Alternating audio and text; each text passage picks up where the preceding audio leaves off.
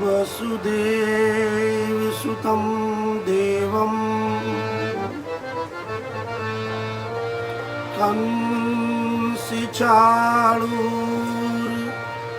कंसचाणूरमर्दनं देवकी परमानन्दं कृष्णं वन्दे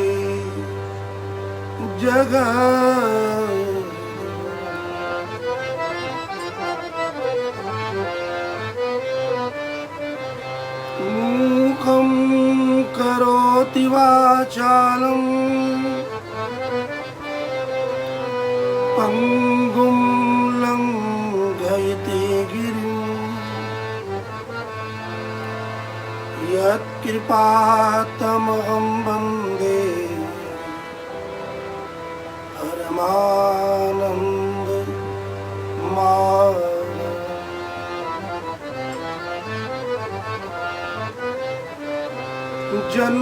जन्माद्यस्य यतोऽन्वयादितरितश्चारितेष्वभिज्ञस्वराट्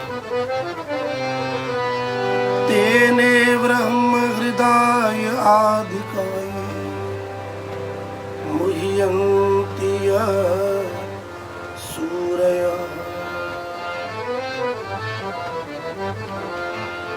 तेजो वारिमृदां यथा विनिमयो यत्र त्रिसर्गो मृषा धाम्ना स्वेन सदा निरस्तिकुहगं सत्यं परं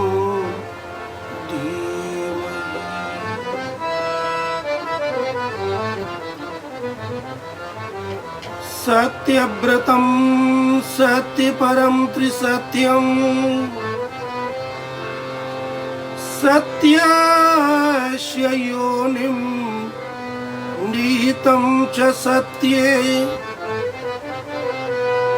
सत्यस्य सत्यमृत सत्यनेत्रं सत्यात्मकं त्वां शरणं प्रपन्ना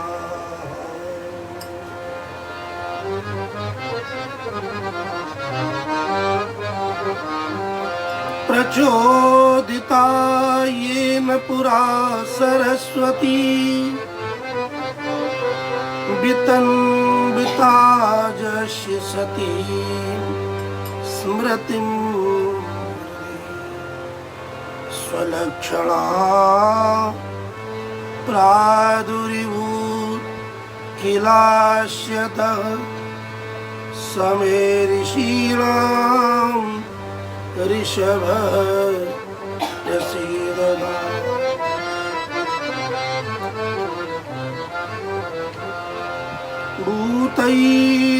भूतैर्महद्भिर्यै महापुरो विभुर् निर्मायिष्यते यदमुषु पुरुषः भुङ्क्ते गुणान् षोडश षोडशात्मकः सोऽलङ्कृषीष्ट भगवान् वचांसि त्वमेव माता च पिता त्वमेव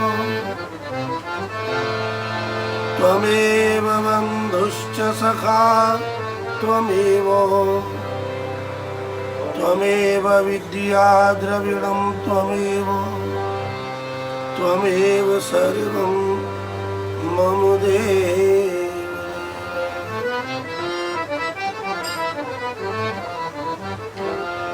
त्वमेव सर्वं मम देवदेवो त्वमेव सर्वं मम देव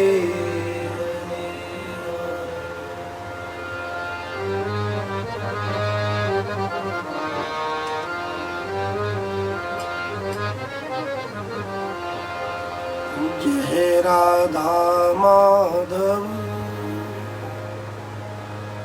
जय कुंज बिहारी।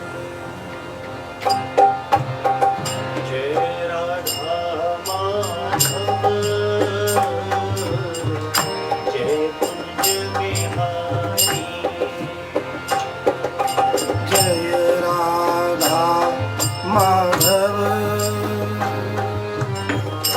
जय कुंज बिहारी। जय राधा माधव जय कुंज बिहारी। जय गोपी जन वल्लभ जय गोपी जन वल्लभ। जय गोपी जन वल्लभ जय गोपी जन वल्लभ। जय गिरिवरधारी। जय राधा माधव जय कुंज बिहारी।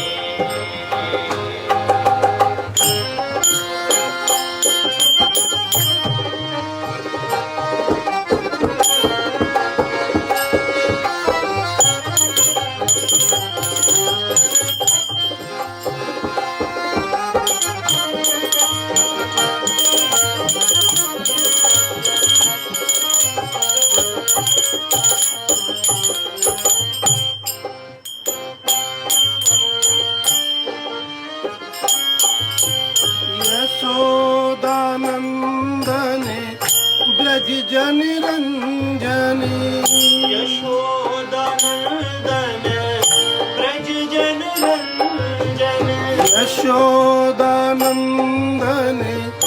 ब्रज जन रंजनी। यशोदानंदन ब्रज जन रंजन।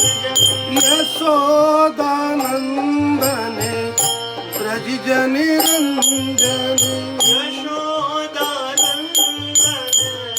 ब्रज जन रंजन। यमुना तीर वनचारी। यमुना तीर वनचारी। जय Radha Madhav Kunj Bihari.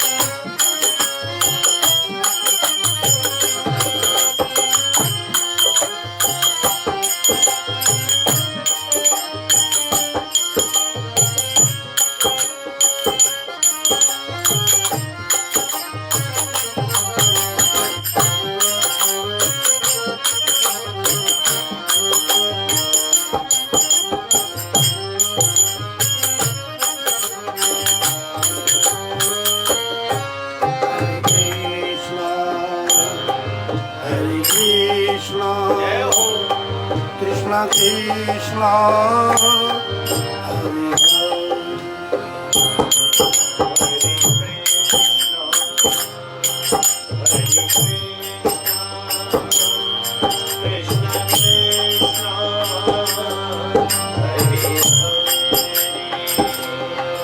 Hare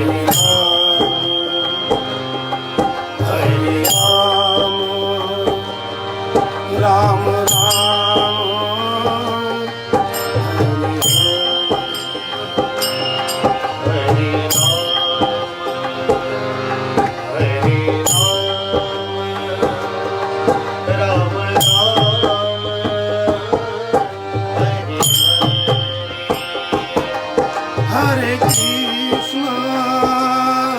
Hare Krishna Krishna Krishna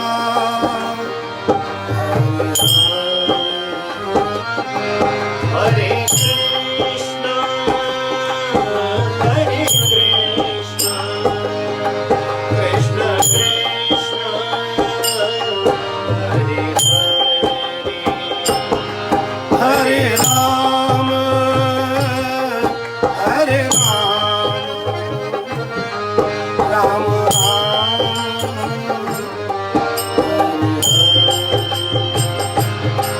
Hare Ram,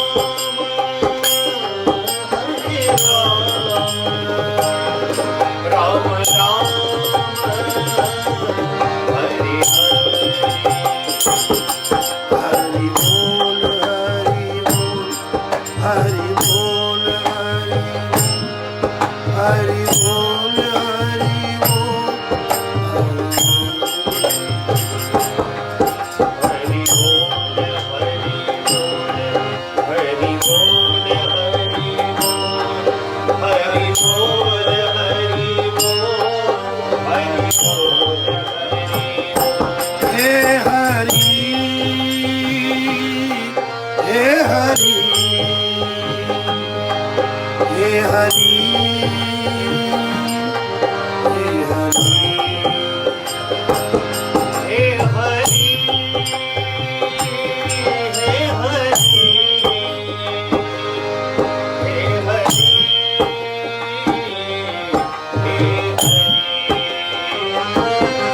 Shri Hari, Shri Hari, Shri Hari, Shri Hari. Sri Hari, Sri Hari, Sri Hari, Sri Hari.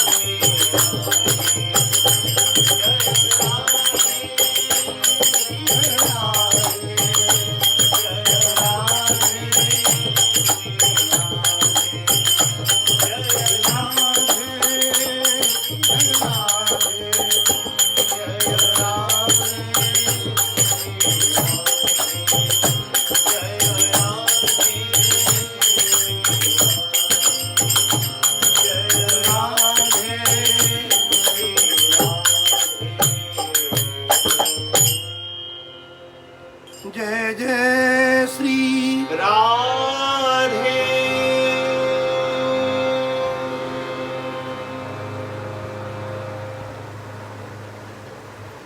भगवत धाम जयंती उत्सव जिसे प्रतिवर्ष मनाने के कारण वार्षिकोत्सव भी कहा जाता है। और ठाकुर जी आज के दिन पाट विराजे, प्राण प्रतिष्ठा हुई और प्रकट हुए, विराजे, इसलिए पाटोत्सव भी कहते हैं। इन सब के द्वारा हमें किस चीज की उपलब्धि होती है? आनंद की। इसलिए इसका नाम है आनंद महोत्सव। सज्जन हो, आनंद 3 प्रकार के होते हैं।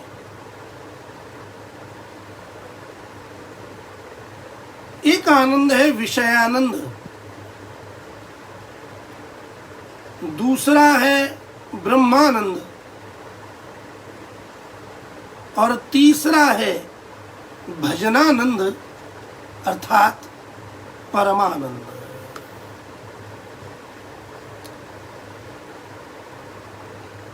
पहला आनंद है विषय आनंद। जब विषयों के द्वारा हम आनंद की अनुभूति करते हैं तो उसे विषयानंद कहा जाता है। विषय 5 प्रकार के होते हैं और इन 5 प्रकार के विषयों को 5 प्रकार की इंद्रियां अनुभव करती हैं।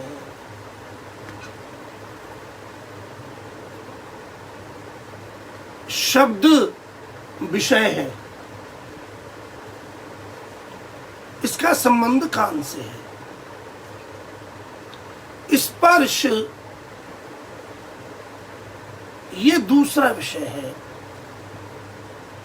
और इसका संबंध त्वचा से, शरीर से है। रूप विषय है, रूप में बंधना, आसक्त हो जाना, रूप में आनंद की अनुभूति करना, ये नेत्रों का विषय है। चौथा विषय है रस, खट्टा है कि मीठा, तीखा है कि फीका, कड़वा है कि नमकीन। इन विषयों का, इस रसरूपी विषय का जो आनंद लेती है वो है जिह्वा। शब्द, स्पर्श, रूप, रस, और 5वां विषय है गंध। सुगंधी है कि दुर्गंधी। इन विषयों में जब हमारा मन डूबता है, किसी के स्पर्श से, किसी के रूप से, किसी के शब्द से, जब हम संसार में, संसार के विषयों में जाते हैं तो उन विषयों को इंद्रिय जब भोगती है तो मन को थोड़ा सा आनंद आता है। तो विषयों के द्वारा मन को जब आनंद की अनुभूति होती है तो उसे शास्त्र में विषयानंद कहा जाता है। लेकिन ये जो आनंद है ये अत्यंत तुच्छ है। इन विषयों में शुरू में तो आनंद आता है, लेकिन परिणाम में दुख ही मिलता है, क्योंकि इंद्रियां विषयों को भोगते भोगते क्षीण हो जाती हैं, लेकिन विषय समाप्त नहीं होते। और मन जब उन विषयों में आसक्त होता है, इंद्रियां शिथिल होती हैं, तब मन को अंत में दुख ही पाना पड़ता है। इस विषय में संसार की आसक्ति है, इसलिए ये विषय अत्यंत तुच्छ है।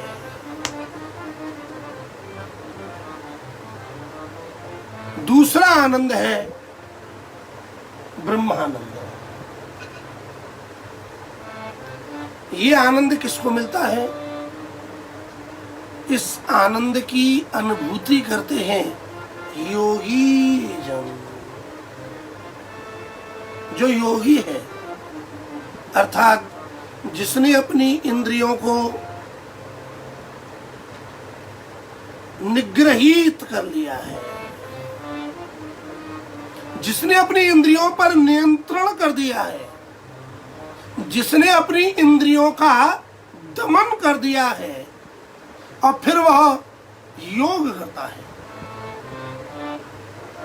तो योग में जिस अंत में जब समाधि लगती है, उस समाधि में इस योगी को जो आनंद की प्राप्ति होती है, उस आनंद का नाम है ब्रह्मानंद। विषयानंद में इंद्रियां बाहर विषयों के भोग में लगी, क्षीण हो गई, और ब्रह्मानंद में योगी ने इंद्रियों का दमन कर दिया। आंख बंद, पैर आलती पालती आसन लगा करके बंद, हाथ स्थिर, शरीर स्थिर, वाणी स्थिर, नासिका से निकलने वाली प्राणवायु, प्राणवायु का भी निग्रह, बाहर के शब्दों से कानों को रोक लेना,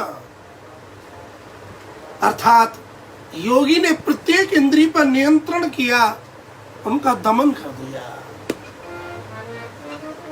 आंख है लेकिन देखना नहीं है,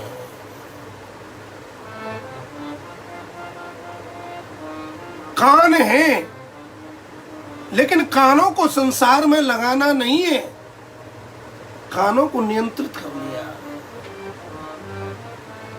जीव है, वाणी है, लेकिन इस वाणी को खट्टा चटपटा स्वाद नहीं देना, सब मिला करके एक रस।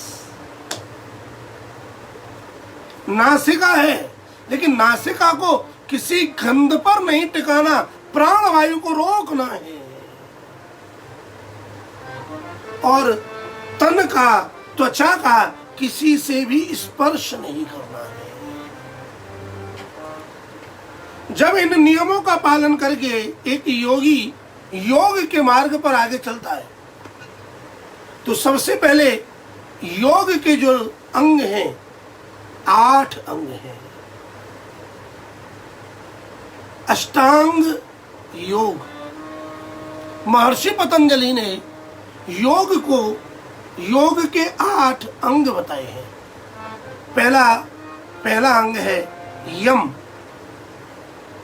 दूसरा नियम, तीसरा आसन, चौथा प्राणायाम, पांचवा प्रत्याहार, छठा धारणा ध्यान, और 8वां समाधि। यम, नियम, आसन, प्राणायाम, प्रत्याहार, ध्यान, धारणा और समाधि। आज हम कहते हैं कि हम आसन कर रहे हैं, प्राणायाम कर रहे हैं। आसन और प्राणायाम ये दोनों तीसरी और चौथी सीढ़ी है। योगी की पहली सीढ़ी है यम,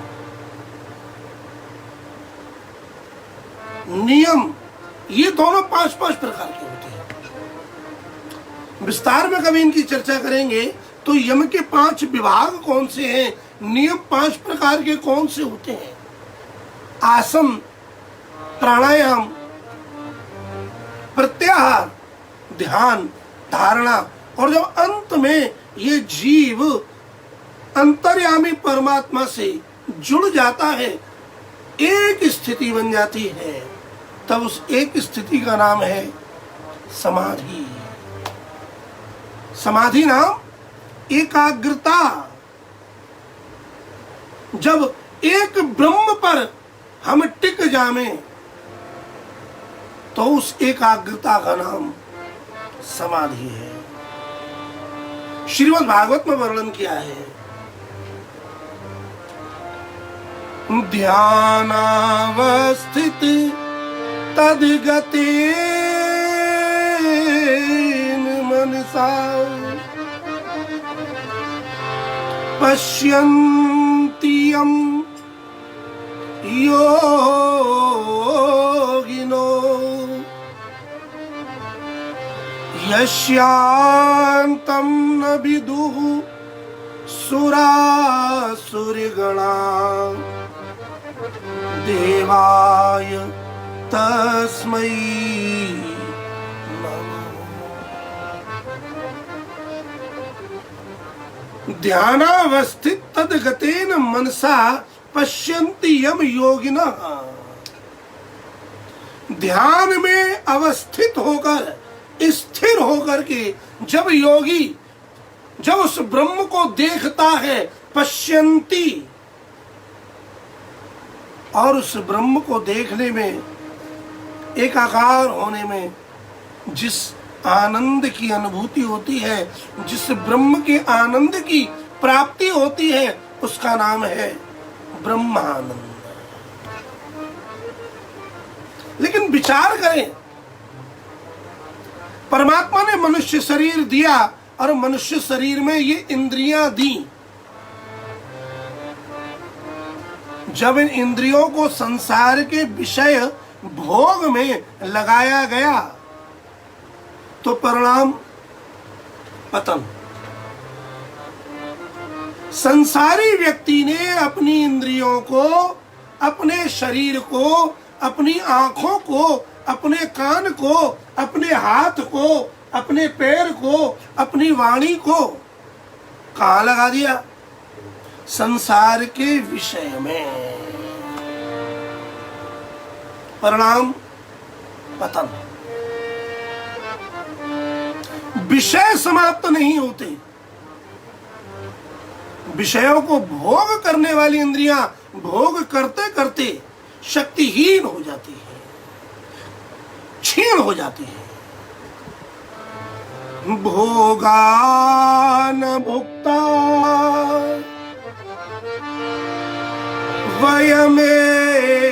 वयमेव भुक्ता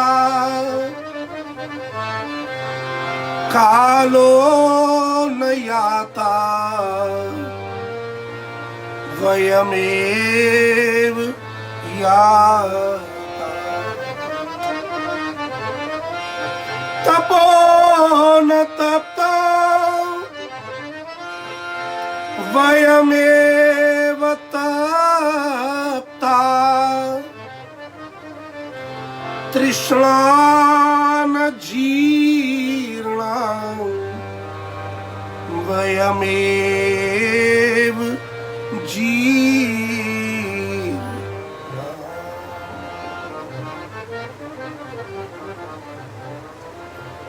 भोगान भुक्ता, संसार के जो विषय भोग हैं मानव उन्हें भोगता है। हम कहते हैं हम विषयों को भोग रहे हैं, लेकिन परिणाम क्या होता है? वयमेव भुक्ता। विषयों को भोग करने वाले हम स्वयं भुगत जाते हैं। तो एक और विषयों को भोगने में जब इंद्रियां लगी तो भुगत गई, क्षीण हो गई। तो क्या मनुष्य शरीर विषय भोगों के लिए मिला है? यदि विषय भोगों के लिए मिला है तो फिर पतन क्यों? दूसरी ओर योगी ने इन इंद्रियों को पतन ना हो इसलिए उनका निग्रह कर दिया। आंखों को संसार के रूप पर जाने देना नहीं है। संसार में जब आंखें जाती हैं तो संसार के रूप को देखकर मोहित होती हैं, संसार के रूप को देखकर के मन बिगड़ता है। इसलिए योगी ने निश्चय किया कि मुझे संसार को देखना नहीं है, और उसने अपने दोनों नेत्रों को बंद कर दिया। इन कानों से किसी की आवाज ध्वनि सुननी नहीं है, कानों का दमन कर दिया, श्रवणेंद्रिय दमन हो गया। इस वाणी से संसार की चर्चा करनी नहीं है, बोलना ही नहीं है, वाणी का दमन कर दिया। हाथों से कोई कार्य करना नहीं है, पैरों से कहीं जाना नहीं है। भगवान ने जो इंद्रियां दी, योगी ने उन इंद्रियों का दमन कर दिया।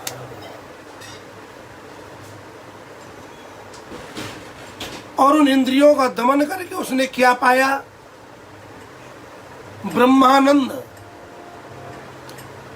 अंदर अंतर आत्मा का आनंद। उस योगी को बाहर आनंद नहीं मिला, उसने बाहर दमन करके इंद्रियों को अपने अंदर आनंद की अनुभूति की। और जब आनंद की अनुभूति की तो योगी जन समाधि लगाते हैं, और जब समाधि खुली तो भगवान फिर चले गए। तो विचार करें, भगवान ने मनुष्य शरीर बनाया, इससे अत्यंत उत्तम कहा जाता है, और इस इंद्रियों को यदि हम संसार के विषय में जोड़ दें तो पतन, और दमन करें तो इन इंद्रियों का कोई उपयोग ही नहीं हुआ। आखिर भगवान ने ये इंद्रियां क्यों दी?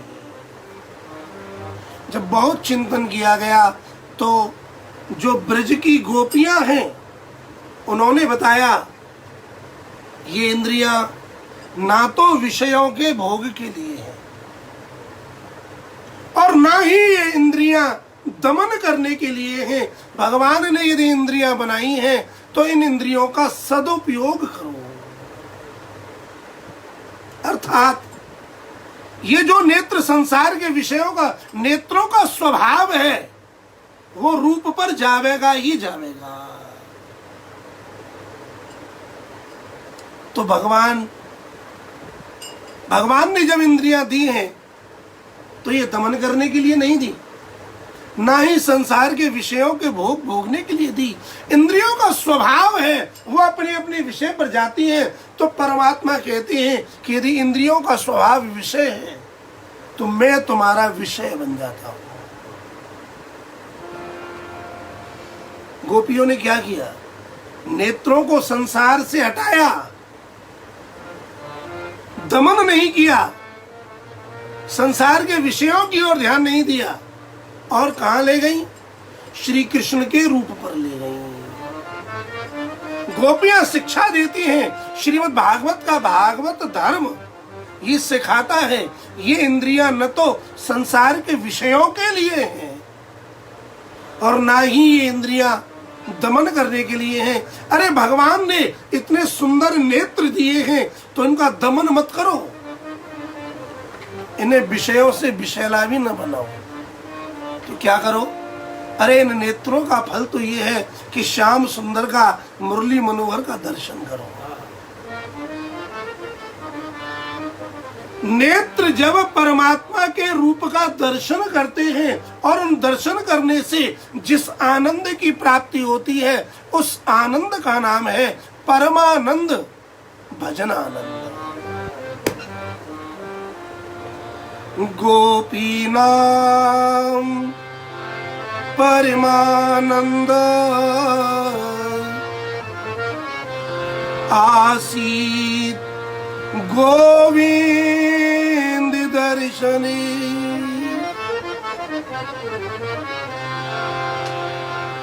गोपीनाम परमानंद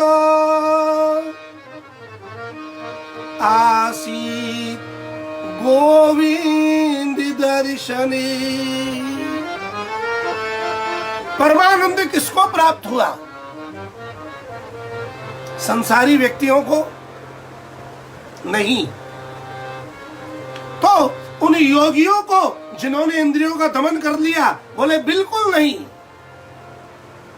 परमानंद तो प्राप्त हुआ ब्रज की गोपियों को, ब्रज जनों को।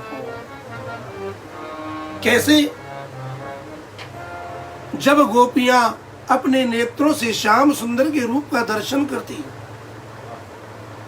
तो श्री कृष्ण का दर्शन करने पर जिस आनंद की प्राप्ति उन्हें होती है, उस आनंद का नाम है परमानंद।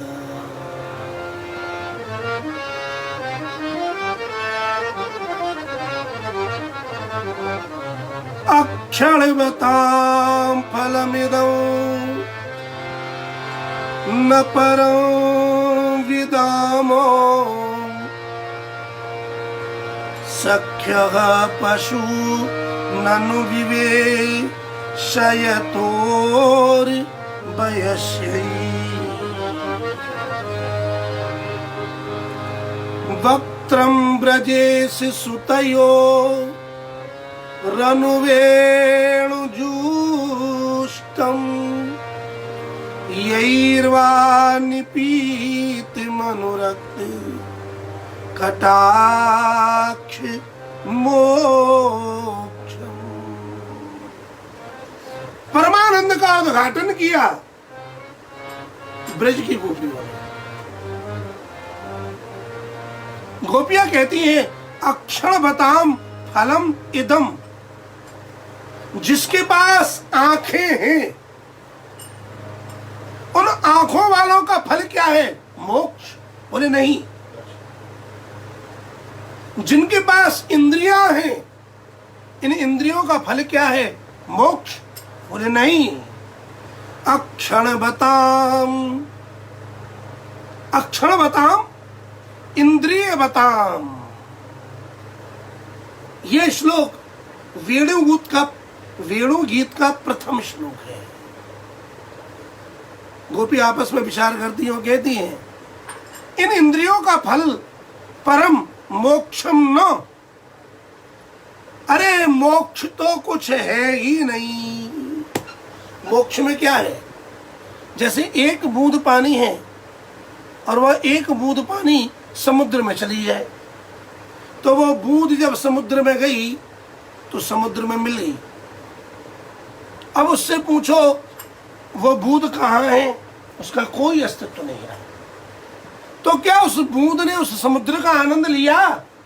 नहीं लिया। यह जीवात्मा परमात्मा में विलीन हो गया, उसने परमात्मा का क्या आनंद लिया? परमात्मा का आनंद लेती है, जल का आनंद लेती है मछली। मछली गहरे जल में रहती है, जल में किलोल करती है, खूब खेलती है, ऊपर जाती है, नीचे जाती है, जब प्यास लगती है उछाल मारती है और जल पी लेती है।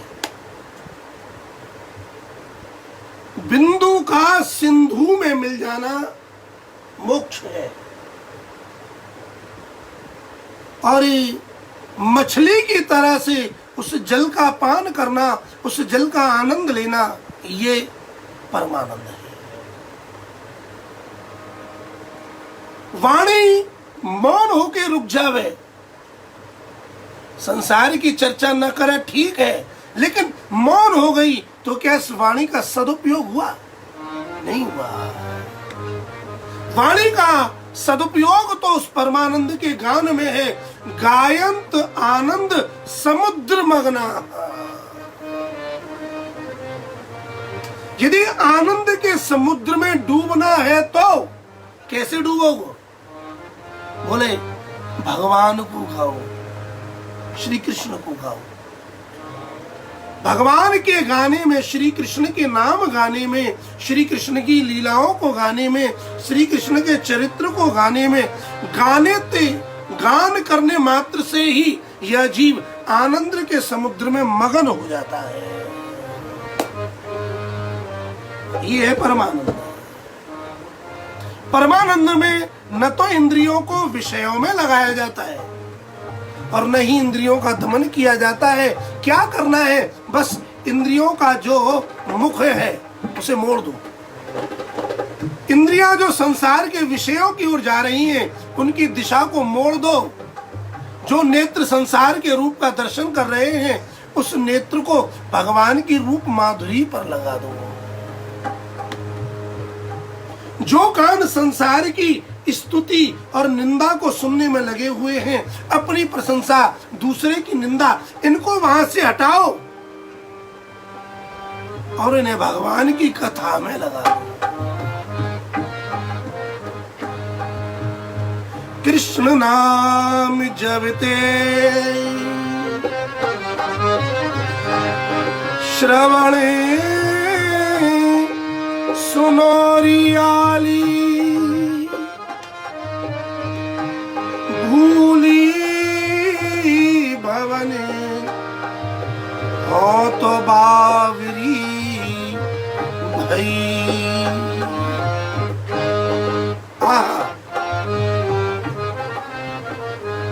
जब कृष्ण का नाम गोपी सुनती थी तो रास्ता भूल जाती थी। एक गोपी दही बेचने के लिए जा रही है, आवाज लगा रही है, दही लो, दही लो। पीछे से आवाज आई, कृष्ण। और जैसे ही ये कृष्ण नाम कान के अंदर गया, कान के द्वारा हृदय में गया, भूल गई मैं कौन हूं, कहां से आई हूं, कहां जाना है। तब दूसरी गोपी ने पूछा, गोपी क्या हुआ? तो वो गोपी कहती है, कृष्ण नाम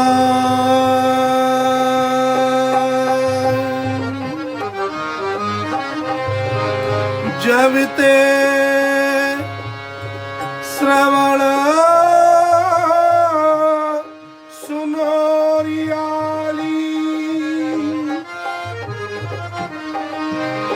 भूली भवने हो तो बावरी भई। गोपी ने पूछा क्या हुआ?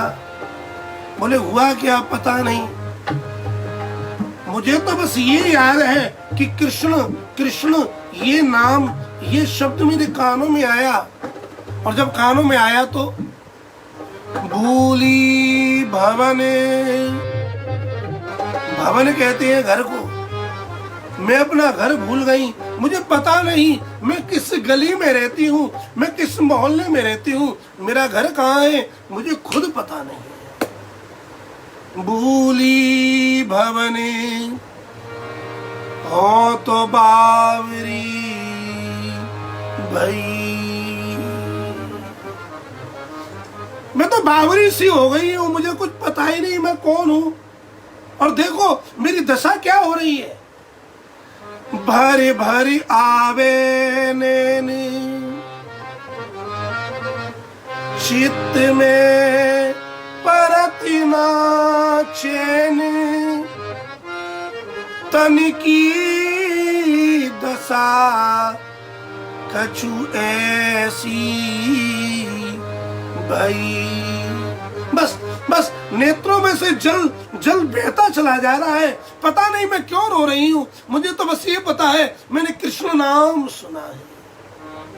मेरा चित्त में परत ना चैन, मेरा चित्त, मेरा मन, मेरा दिल बेचैन हो गया है। तन की दशा कछु ऐसी भई। गोपियां कहती है इन कानों का फल है कृष्ण के नाम को, कृष्ण की कथा को सुनना। इंद्रियों को जब हम श्री कृष्ण की ओर मोड़ देते हैं और जब ये हमारी इंद्रियां कृष्ण को विषय बनाकर उनमें लग जाती हैं, तो जिस आनंद की प्राप्ति होती है उसका नाम है परम आनंद। ये कैसे मिलेगा? बोले भजन से मिलेगा।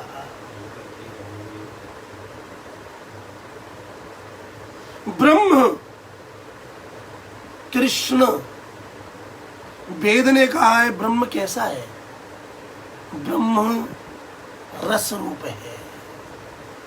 रस, रस जिसमें न छिलका है, न गुठली है, न बीज है, जिसमें कुछ फेंकने योग्य है ही नहीं। उस ब्रह्म रूपी रस को, श्री कृष्ण रूपी रस को यदि ये जीव प्राप्त करना चाहता है तो कैसे करेगा? क्योंकि इंद्रियां है लौकिक और ब्रह्म है अलौकिक। अलौकिक रस को कैसे प्राप्त किया जावे?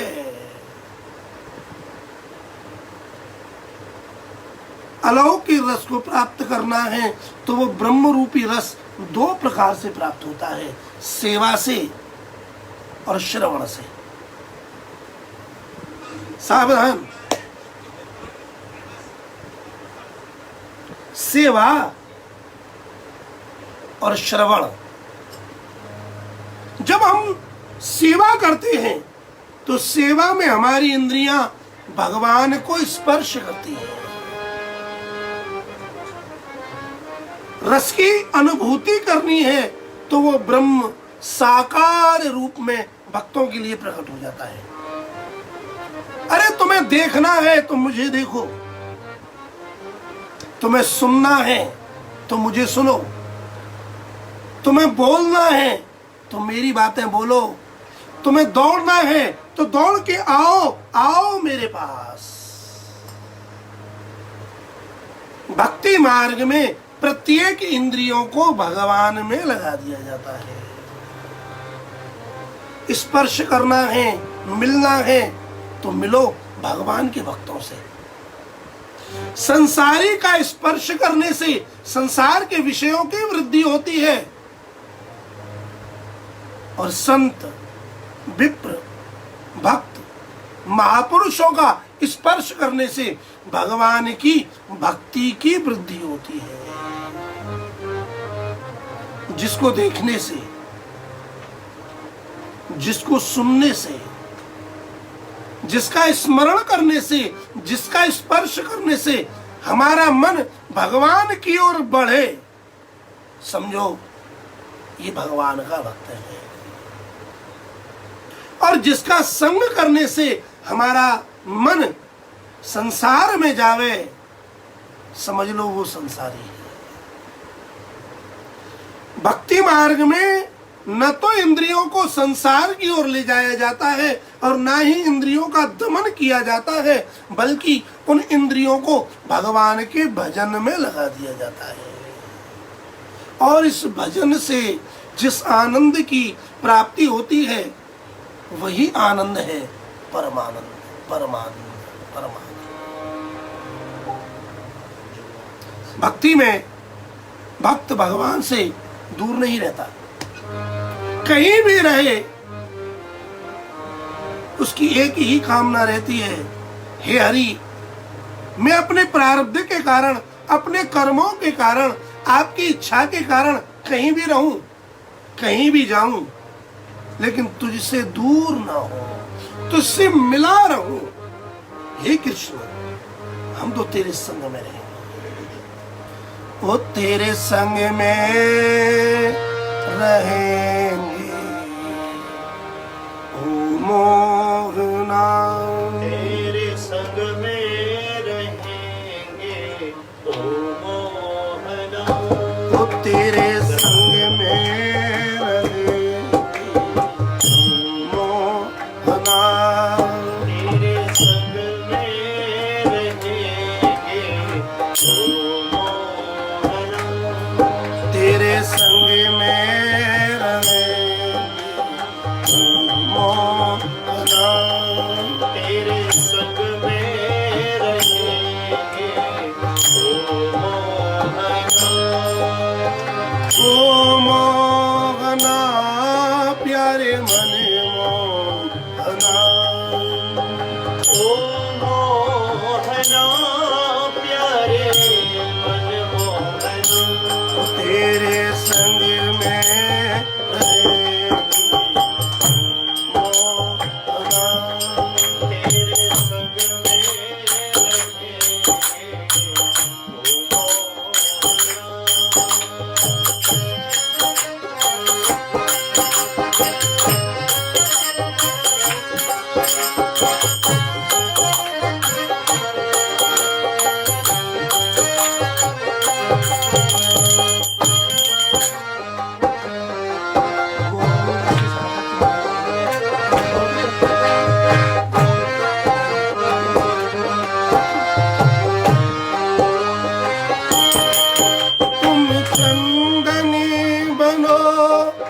मैं पानी बनूं।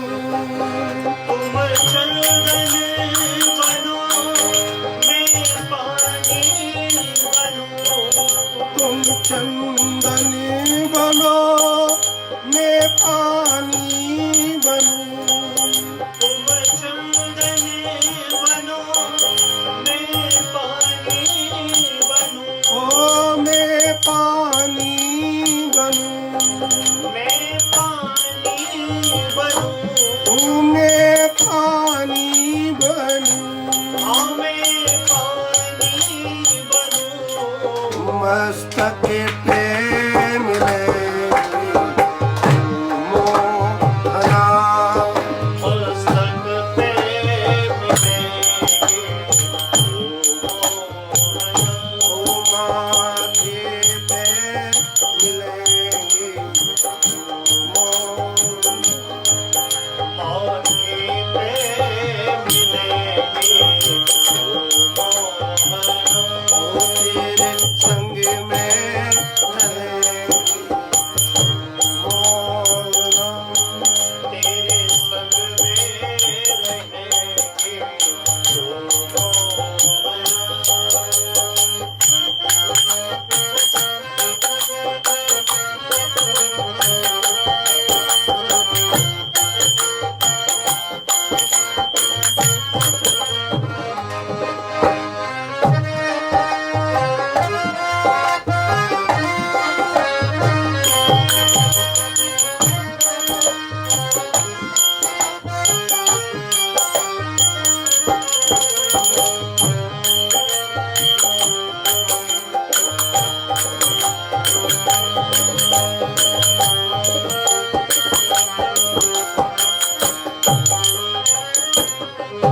तुम पुष्प बनो मैं धागा बनूं।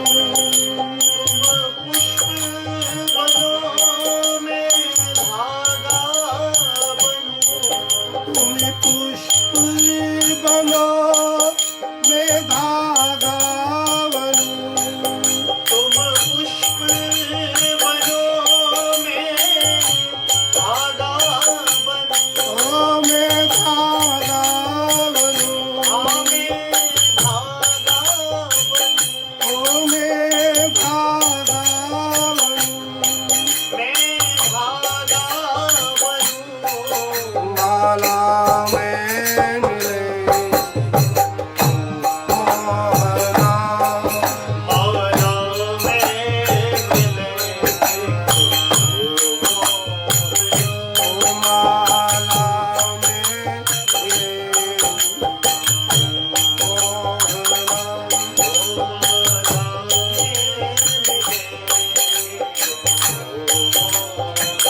ओ तेरे संग में रहे मोहना।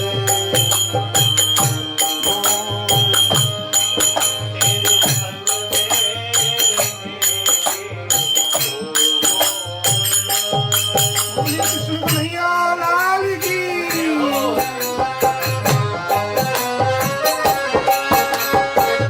श्री कुंज बिहारी लाल की। श्यामा श्याम की। भगवान धाम की। जय जय श्री राधे।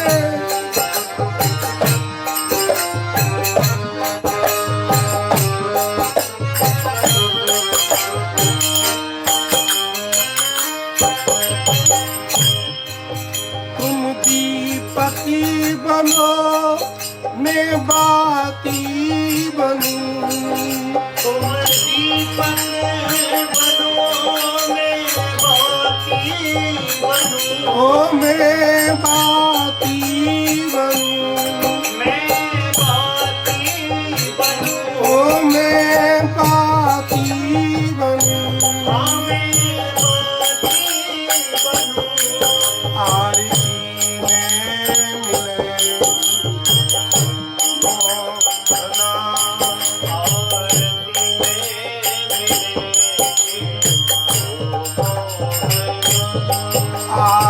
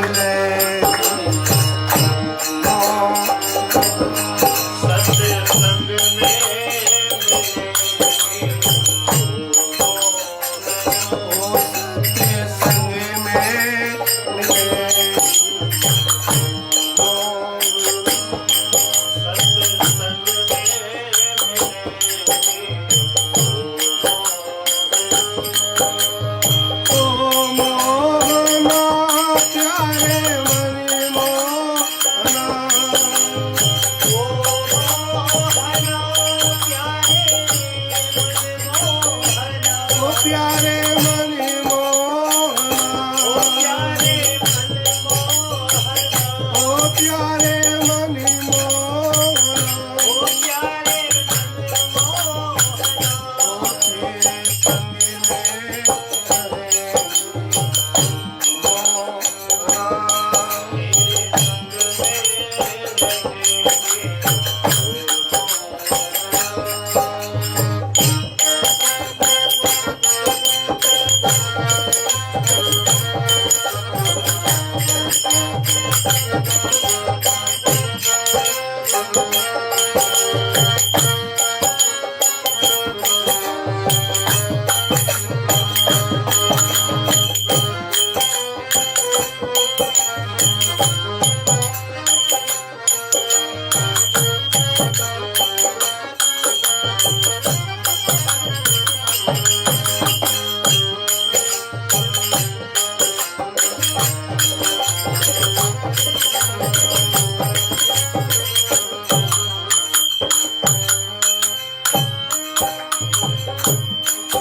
तुम स्वामी बनो मैं सेवकी बनूं तुम स्वामी बनो मैं सेवक बनूं मैं सेवकी बनूं तुम स्वामी बनो मैं सेवक बनूं तुम स्वामी बनो ओ तुम स्वामी बनो सेवा में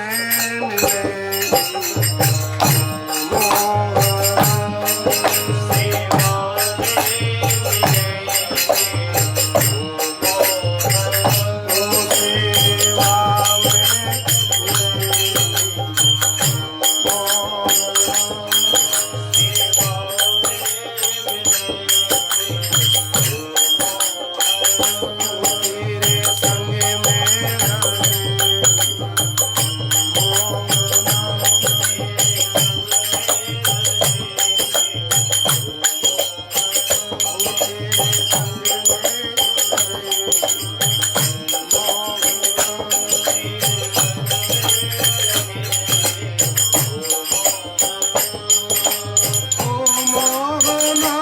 प्यारे मनि मोहना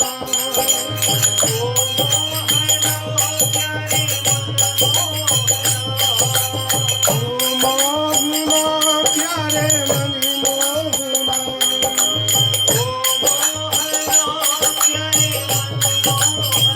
ओ प्यारे मनि मोहना ओ प्यारे मनि मोहना ओ तेरे संग में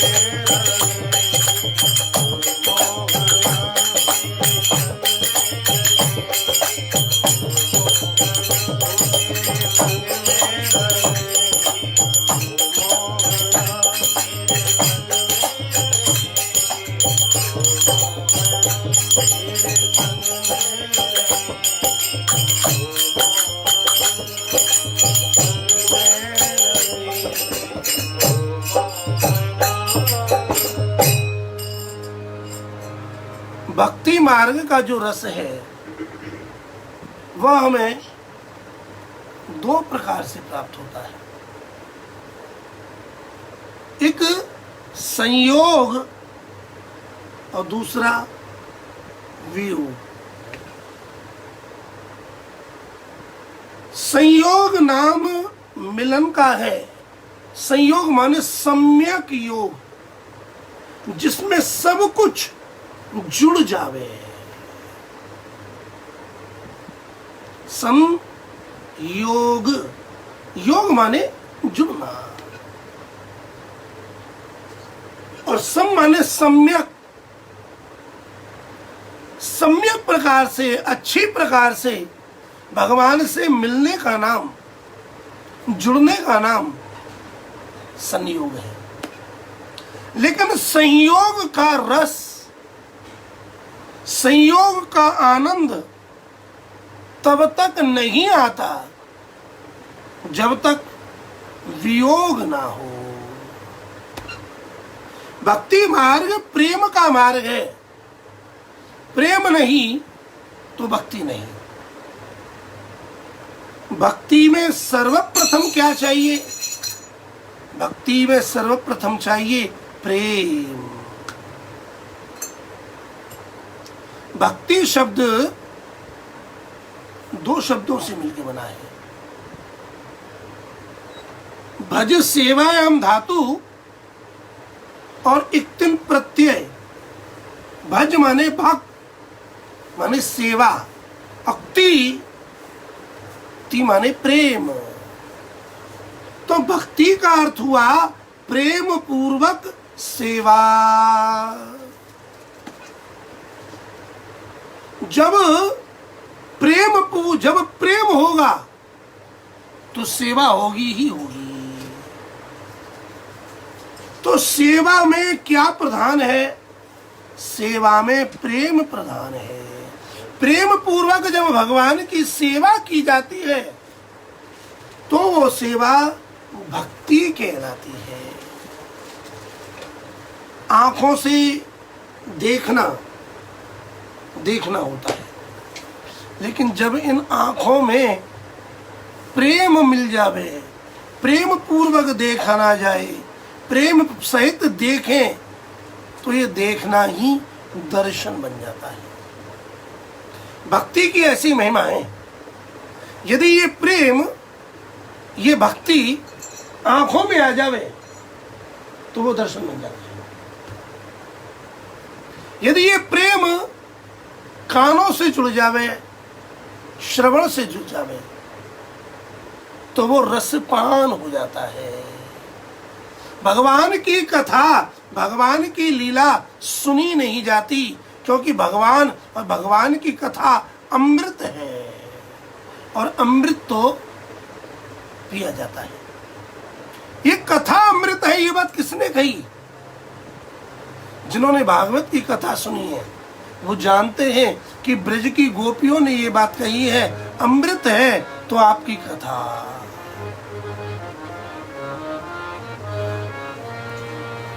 तब कथा मृतम तप्त जीवनम कबीभिरीडितम कल्मषा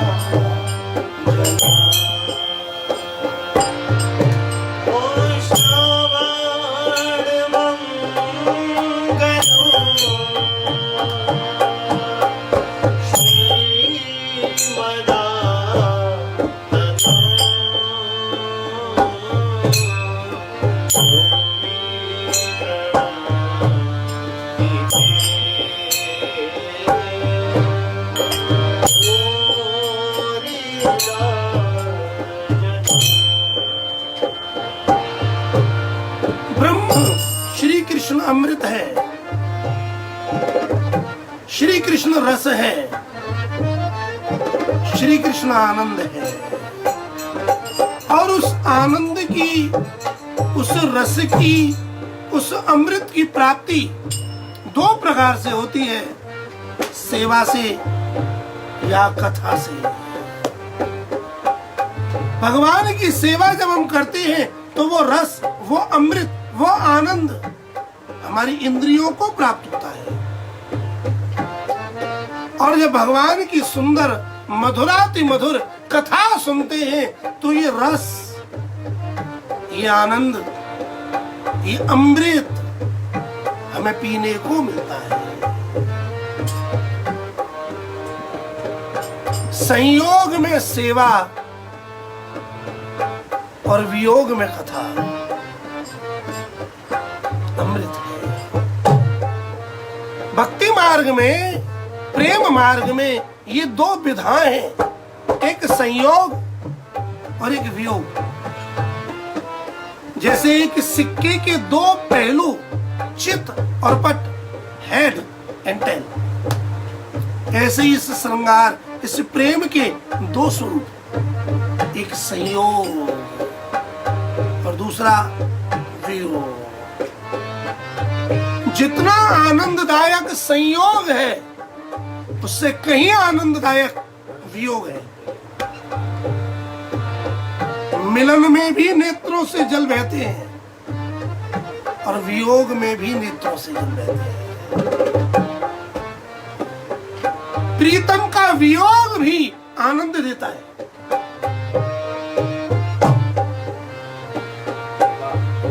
भगवान को यदि प्राप्त करना है, उस अमृत को प्राप्त करना है, उस रस को प्राप्त करना है, आनंद को प्राप्त करना है, तो उसकी उपलब्धि दो ही प्रकार से है, सेवा और कथा। सेवा किसकी करोगे? तो भक्ति मार्ग के 4 स्तंभ हैं, खंबे, जिन पर ये भक्ति मार्ग टिका हुआ है। पहला स्तंभ है नाम। जब किसी गुरु की कृपा से हमें नाम दान मिलता है तो वो नाम हमारा मार्ग खोलता है, और वह नाम और वह भगवान, इनमें भेद नहीं है। गुरु ब्रह्म को, परमात्मा को, भगवान को, श्री कृष्ण को नाम के रूप में, दीक्षा के रूप में प्रदान करते हैं। पहला स्तंभ है नाम और दूसरा स्तंभ है रूप।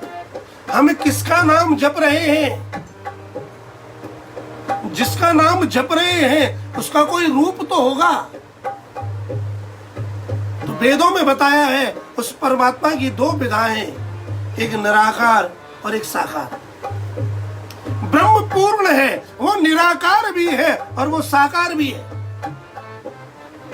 ब्रह्म विरुद्ध धर्माश्रयी है, वो निराकार होते हुए भी साकार है। साकार क्यों है? अपने भक्तों के लिए साकार है। जब वह ब्रह्म साकार रूप में, आकृति के रूप में प्रकट होता है, तब जिसका नाम जप रहे हैं, फिर गुरु आगे बढ़ाते हैं कि जिसका नाम दिया है, देखो इसका ये रूप है। कृष्ण नाम दिया, कृष्ण की शरण दी, तो वो कृष्ण कैसा है? तब वो बताते हैं वो श्याम सुंदर है, वो मुरली मनोहर है, वो मोर मुकुटधारी है, वो गोचारण करने वाला है, वो गिरवरधारी है। नाम के द्वारा हम रूप तक पहुंचते हैं, और जब नाम और रूप दोनों मिलते हैं तो वो रूप क्या करता है? तब गुरु उस रूप के द्वारा की हुई लीलाओं का वर्णन करते हैं। ये लीला ही कथा है। नाम, रूप, लीला और चौथा धाम। जहां जहां भगवान विराजते हैं, जहां जहां भगवान ने लीला की, उस भूमि को, उस स्थान को धाम कहते हैं, जहां भगवान विराजते हैं। तो भक्ति मार्ग के 4 स्तंभ, नाम, रूप, लीला और धाम, तो सेवा कितने प्रकार की हुई? एक नाम की सेवा, स्वरूप की सेवा, लीला सेवा और धाम सेवा। लेकिन ये चारों सेवा हमें कहां से प्राप्त होंगी? इन चारों सेवाओं को प्रदान करने वाले हैं गुरु, संत, महात्मा, सीधा सीधा कहें भगवान के भक्त। भगवान को कौन देगा? जिसके पास भगवान है वही तो भगवान देगा। जिसके पास नाम है वही तो नाम देगा। जिसे रूप का ज्ञान है वही तो रूप देगा। जिसे लीलाओं का ज्ञान है वही तो लीलाओं का वर्णन करेगा। और जिसने धाम का अनुभव किया है वही तो धाम बताएगा। तो नाम, रूप, लीला और धाम, ये चारों भगवान के भक्तों से, संतों से, सदगुरु से प्राप्त होते हैं। तो ये पंच तत्व भक्ति मार्ग में है। नाम, रूप, लीला और धाम, ये चार हैं, लेकिन उनको प्रदान करने वाला संत, महापुरुष, भक्त, भगवान। यदि ये नहीं है तो जैसे चार उंगली होते हुए भी सफल नहीं होती बिना अंगूठे के, उसी प्रकार इन चारों लीलाओं को, नाम, रूप, लीला और धाम, इन चारों को सफल करने वाला, प्रदान करने वाला कौन है? भगवत भक्त। संयोग और वियोग। आज जो भगवान के भक्त हैं, जो मंदिरों के दर्शन करने जाने वाले हैं, परिक्रमा करने वाले हैं, भीषण परिस्थिति के कारण उन्हें वियोग का अनुभव हो रहा है। ये वियोग भी आनंद है। हमारे ब्रज में इस वियोग का बड़ा आनंद है महाराज। हमारे संतों ने वियोग की लीला को गाया है। भक्त बिना भगवान के नहीं रह सकता। भगवान की जयंती का, भगवत धाम श्री बिहारी जी की जयंती का उत्सव है। लेकिन आज कितने ही भक्त भगवत धाम जाना चाहते हैं लेकिन नहीं पहुंच पा रहे। बिहारी जी का दर्शन करने ज्यादा चाहते हैं, नहीं जा पा रहे। श्री गिरधारी का, गोवर्धनधारी का दर्शन करना चाहते हैं, मिलना चाहते हैं, नहीं मिल पा रहे। लेकिन भक्तों की स्थिति कैसी हो जाती है? हे गोवर्धन दासी सांवरे, तुम बिन रहो न जा।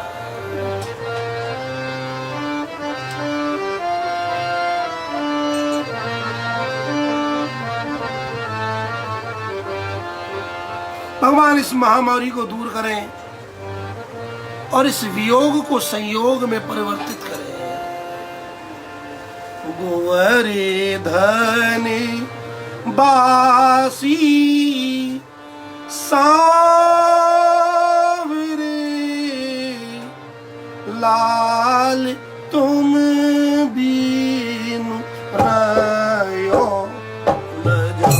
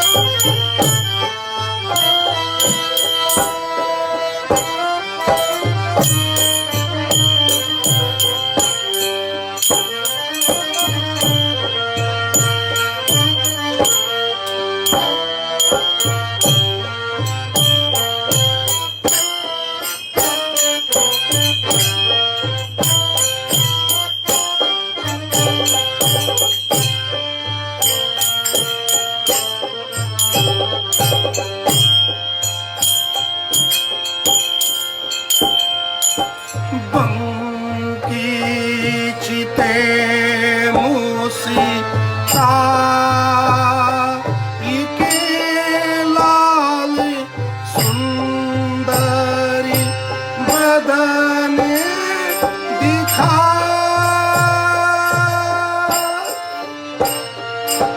बंके चिते मूसी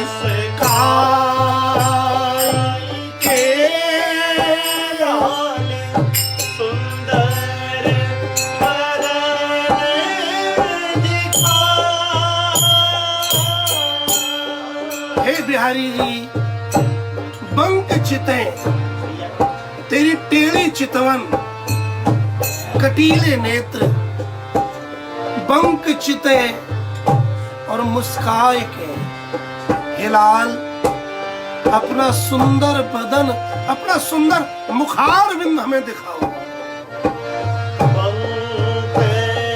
चिते मूसी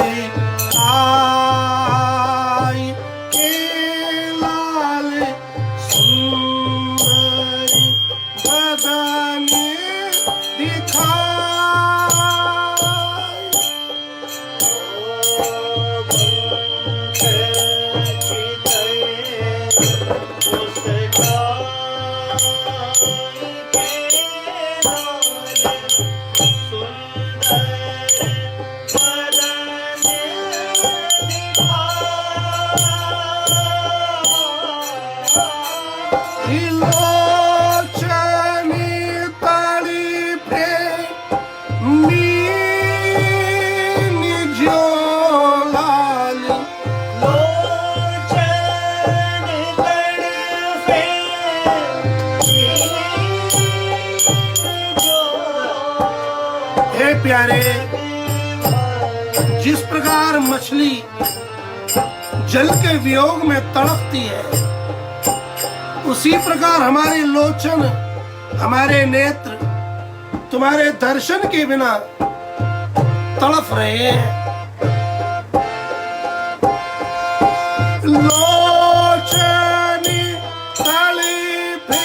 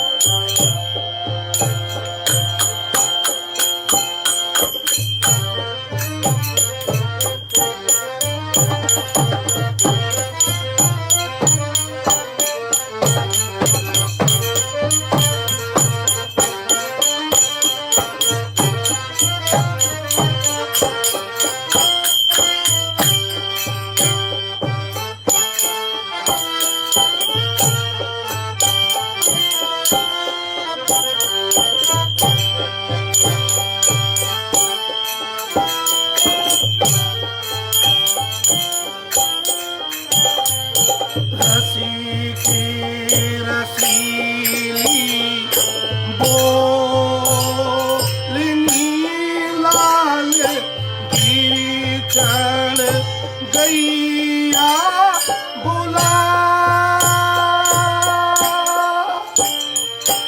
रसिक रसीली बोलनी लाल गिरी चढ़ गैया बुला गांगी बुलाई जो मेरी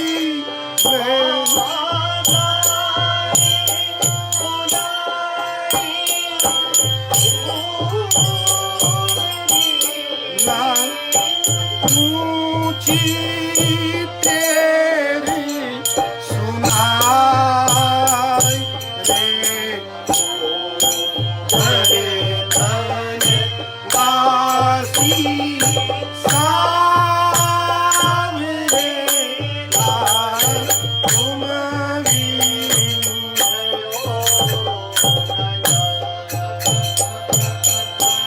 हे प्यारे, तेरी जो रसिक रसीली बोलनी है उन बोलों को हमें सुनाओ।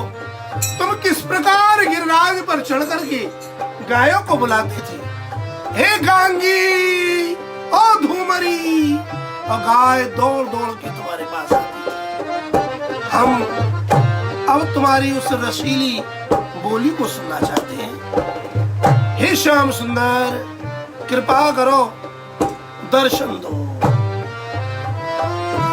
दृष्टि परी जा दिवसिते लाल कविते रुचे नहीं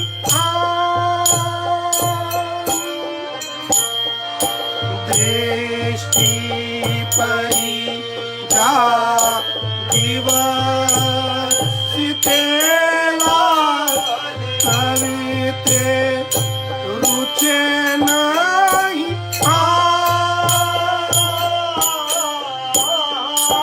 रजनी नींद न आवही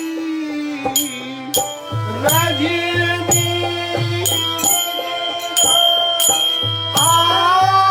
आवही मोई बिसिरो भोजन पान रे हरे धन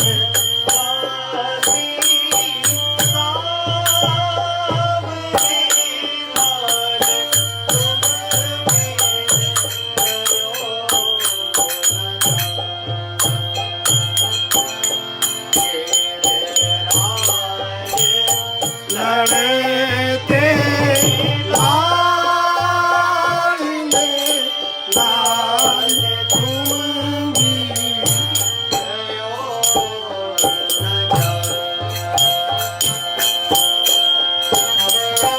दर्शन को नय ना तपे लाल बचन सुननी को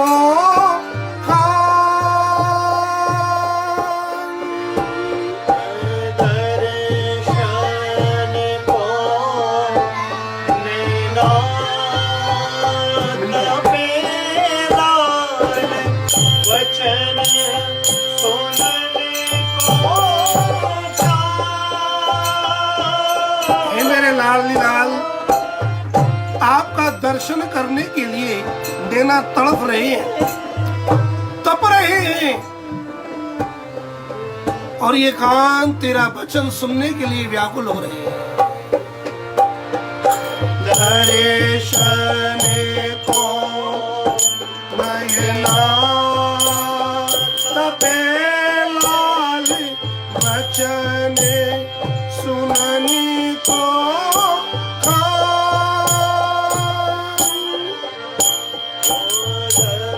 दर्शन को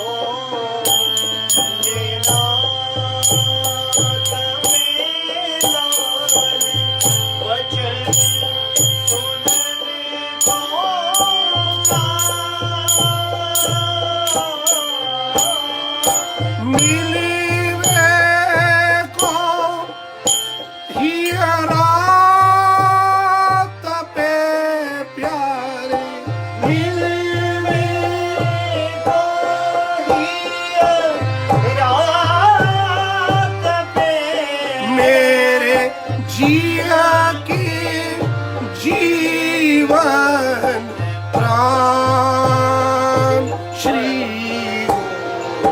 वर्धन वासी सावरे लाल तुम बीनु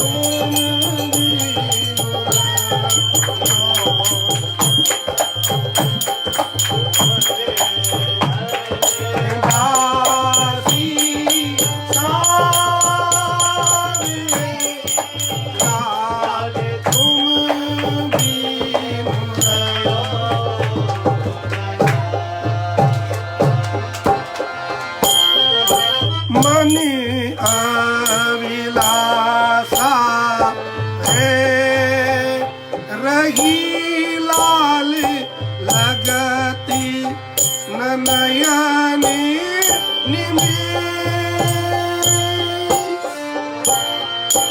मन अविलासा है रही लाल लगती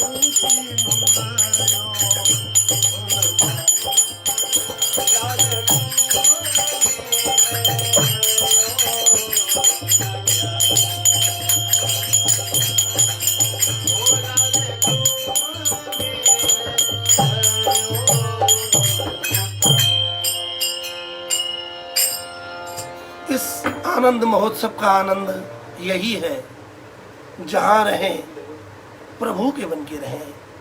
भगवान इस वैश्विक महामारी को शीघ्र दूर करें। कृष्ण कृष्ण महाभागो त्वन्नाथम गोकुलम प्रभु त्रातुमर्हसि देवान कुपितात भक्तवत्सल। हे भक्तवत्सल भगवान, हम सब आपकी शरण हैं, आप ही हमारे रक्षक हैं। ऐसी कृपा करें कि जो भक्त आपके दर्शन के बिना तड़प रहे हैं, आपकी वाणी कथा को सुनने के लिए तड़प रहे हैं, इन तड़फन को आप दूर कीजिए, आपका दर्शन शीघ्र होवे, आपकी सेवा, आपकी कथा जीवन पर्यंत चलती रहे। ये सनातन धर्म सदा, सनातन धर्म की ध्वजा सदा फहराती रहे। श्री कृष्ण के प्रेमियों का भंडार सदा भरा रहे, क्योंकि श्री कृष्ण केवल और केवल प्रेम के ही प्यासे हैं, प्रेम के ही भूखे हैं, प्रेम के लिए ही तरसते हैं। श्री कृष्ण को यदि कुछ प्रिय है तो वो है केवल प्रेम, प्रेम, प्रेम। भगवान की सेवा हो तो प्रेम से हो, नाम जप हो तो प्रेम से हो, सत्संग हो तो प्रेम से हो, कथा गाई जाए तो प्रेम से गाई जाए, कथा सुनी जाए तो प्रेम से सुनी जाए। इन सब के बीच में एक ही शब्द कॉमन है और वह है प्रेम। ये प्रेम, श्री कृष्ण की भक्ति का प्रेम हम सभी को प्राप्त हो, ये आनंद सदा सदा बना रहे। और हमारे श्री कुंज बिहारी युगल सरकार श्यामा श्याम बाल कृष्ण प्रभु श्री सीताराम जी महाराज, श्री भगवती राजराजेश्वरी महादेव, भगवान सिद्धेश्वरनाथ सपरिवार गणपति नवग्रह जो भगवत धाम में विराज रहे हैं वो सदा विराजे रहे, इसी कामना के साथ प्रेम पूर्वक श्री कुंज बिहारी श्यामा श्याम बिहारी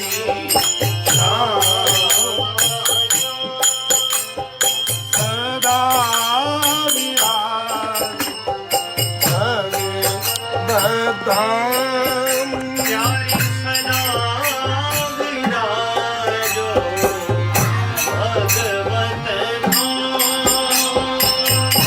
श्यामा श्याम जय श्यामा श्याम, श्यामा श्याम जय श्यामा श्याम। श्री कुंज बिहारी श्यामा श्याम,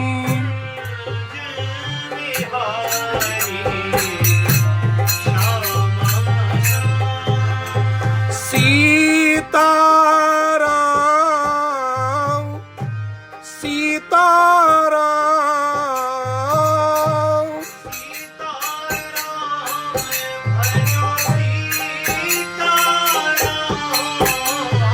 सदा विराजो भगवत धाम।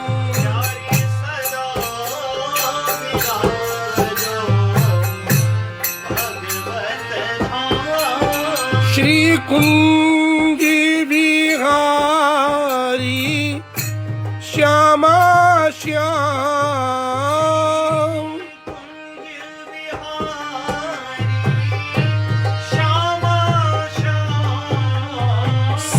सदा विराजो भगवत धाम।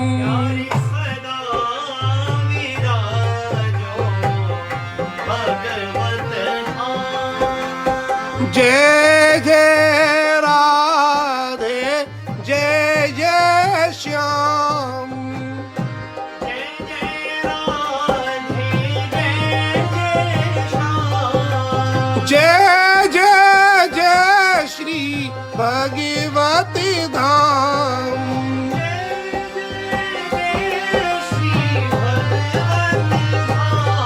श्री कुंज बिहारी श्यामा श्याम,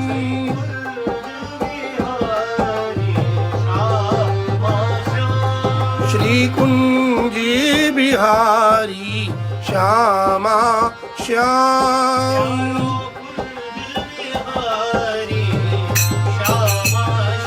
जय जय श्री कुंज बिहारी लाल की, युगल सरकार की, भगवत धाम की, आज की आनंद की। जय जय श्री, जय जय श्री, जय जय श्री श्री कुंज बिहारी तेरी आरती गाओ कुंज बिहारी तेरी आरती गाओ कुंज बिहारी तेरी मोर मुकुट तेरे शीश पे सोहे प्यारी वंशी मेरा मन मोहे या छवि सी मैं तो भले भले जाऊं श्री बांके बिहारी तेरी आरती गाऊं आरती गाओ प्यारे तुमको मनाऊं आरती गाओ प्यारे तुमको रिझाऊं श्री बांके बिहारी तेरी आरती गाऊं मेरे मोहिनी बिहारी तेरी आरती गाऊं चरणों से है गंगा प्यारी चरणों से निकली है गंगा प्यारी जिसने सारी दुनिया तारी जिसने चरणों का मैं दर्शन पाऊं श्री बांके बिहारी तेरी आरती गाऊं आरती गाऊं प्यारे आपको मनाऊं मैं आरती गाऊं प्यारे बले बले जाऊं श्री कुंज बिहारी तेरी आरती गाऊं संग सोहे वृषभानु दुलारी संग सोहे वृषभानु दुलारी ललितादिक सब सखिया प्यारी या छवि पे मैं तो भले भले जाऊं या छवि पे मैं तो भले भले जाऊं श्री हरिदास के प्यारे तुम हो श्री हरिदास के प्यारे तुम हो मेरे मोहन जीवन धन हो पास सदा में ब्रज में पाऊं श्री बांके बिहारी तेरी आरती गाऊं श्यामा श्याम तेरी आरती गाऊं श्याम सुंदर तेरी आरती गाऊं हीर भरे तेरी आरती गाऊं बांके बिहारी तेरी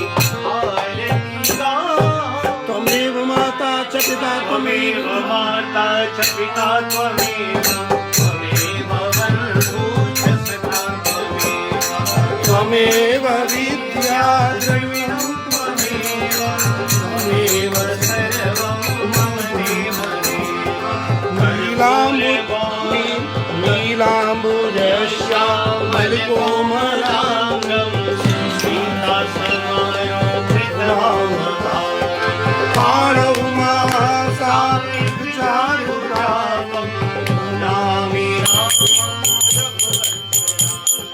मनोजवं मारुततुल्यवेगं जितेन्द्रियं बुद्धिमतां वरिष्ठं वातात्मजं वानरयूथमुख्यं श्रीरामदूतं शरणं कर्पूरी गौरं करुणावतारं संसारसारं भुजगेन्द्रं सदा वसन्तं हृदयारविन्दे भवं भवानि सहितं नमस्तेस्तु महामाये श्रीपीठे सुरपूजिते शंखचक्र गदा महालक्ष्मी हे सच्चिदानंद रूपाय विश्वोत्पत्त्यादि हेतवे तापत्रय विनाशाय श्री कृष्णाय वासुदेवाय हरये परमात्मने प्रणत क्लेश नाशाय गोविंदाय नमो नमः। राधा मेरी स्वामिनी, मैं राधा जन्म जन्म मोही दीजियो श्री हे वृंदावन सोवने नंदीगाम सोगाम बंसी वटी सो बटी नहीं कृष्ण नाम सो मोरी मुकुटी कटिका करी मुरली उरिमान यही बानी की मो मन बसो सदा विहारी अच्युतम केशवम राम नारायणम श्रीधरम माधवम गोपिका वल्लभम जानकी नायकम रामचंद्र। हरे कृष्ण कृष्ण कृष्ण हरे हरे, हरे राम हरे कृष्ण कृष्ण कृष्ण हरे राम श्री कुंज बिहारी श्यामा श्याम सभी सदा विराजो भगवताम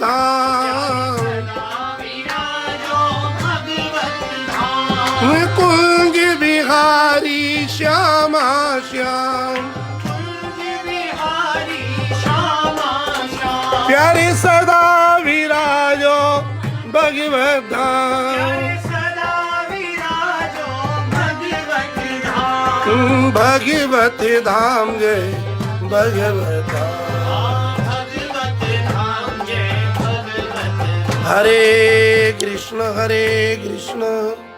कृष्ण कृष्ण हरे हरे, हरे राम राम राम हरे हरे। इसी के साथ भगवत धाम आनंद महोत्सव का परम मंगल दिवस 13 वर्ष पूर्ण करके 14वें वर्ष में प्रवेश करता है। श्री बिहारी जी सभी का मंगल करें, सभी का आनंद हो। सर्वे भवन्तु सुखिनः, सर्वे सन्तु निरामयाः, सर्वे भद्राणि पश्यन्तु मां कश्चित् दुख भाग भवेत्। धर्म की अधर्म का प्राणियों में विश्व का सत्य सनातन धर्म की गौ माता की आज के आनंद की जय जय श्री भगवत धाम की।